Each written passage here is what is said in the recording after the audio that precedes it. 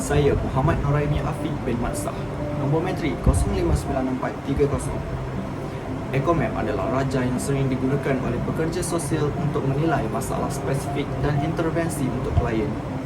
Ekomap dikembangkan oleh Dr. Anne Hartman pada tahun 1975. Teknik Ekomap ini membantu pekerja sosial mendapatkan informasi tentang masalah-masalah klien dengan menyediakan snapshot view. Tujuan penggunaan Ekomap ini adalah untuk membantu pekerja sosial menilai serta menerangkan, mengatur dan memahami bagaimana sistem kehidupan para klien. Ekomap juga dapat membantu pekerja sosial dalam menentukan kekuatan sumber daya, keperluan dan kekurangan klien.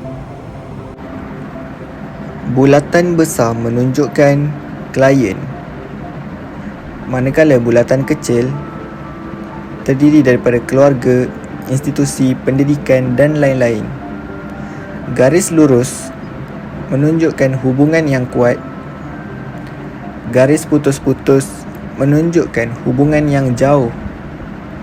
Manakala anak panah pula menunjukkan arah dari pengaliran tenaga atau kekuatan dan hubungan sumber antara manusia dengan lingkungannya. Berikut merupakan contoh-contoh gambar rajah Ekomap. Dapat dilihat bahawa ciri-ciri dan juga struktur yang dinyatakan sebentar tadi juga ada termasuk dalam gambar rajah ini. Sebagai contoh, bulatan yang mewakili klien, garisan lurus dan juga garisan putus-putus. Langkah penghasilan Ekomap. Langkah pertama adalah menarik klien dalam bulatan yang besar di bahagian tengah. Seterusnya, lingkaran yang lebih kecil yang dilukis di sekitar klien mewakili setiap orang, kumpulan, institusi dan entiti yang berhubungan dengan klien. Ini boleh menjadi ahli keluarga, rakan, masjid, tempat pekerjaan atau institusi serta dan lain-lain. Assalamualaikum warahmatullahi ta'ala wabarakatuh. Nama diberi Anas Malik bin Muhammad Noor, bernombor metrikkan 060085. Baiklah, seterusnya saya akan menerangkan tentang individu-individu yang terlibat di dalam penggunaan Ekomap ini. Individu yang terlibat yang pertama adalah pekerja sosial, yang kedua adalah klien. Hanya ada dua individu yang terlibat di dalam penggunaan Ekomap ini. Penggunaan Ekomap ini yang mana pekerja sosial dan juga klien akan bersama-sama membuat sebuah lakaran untuk menggambarkan kehidupan klien bagi memudahkan pekerja sosial untuk mengetahui perjalanan hidup klien itu sendiri.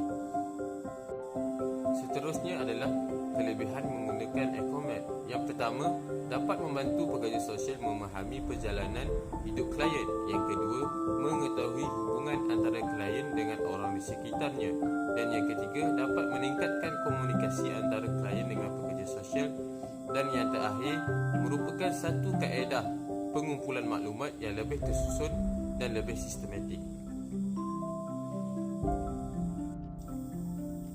Secara kesimpulannya, penggunaan Ekomap ini boleh diguna pakai untuk semua pekerja sosial bagi memudahkan pekerja sosial menggambarkan kehidupan klien itu sendiri. Hal ini kerana dengan lakaran-lakaran yang dibuat menerusi klien, seseorang pekerja sosial itu dapat mengumpul maklumat dengan lebih terperinci dan juga tersusun.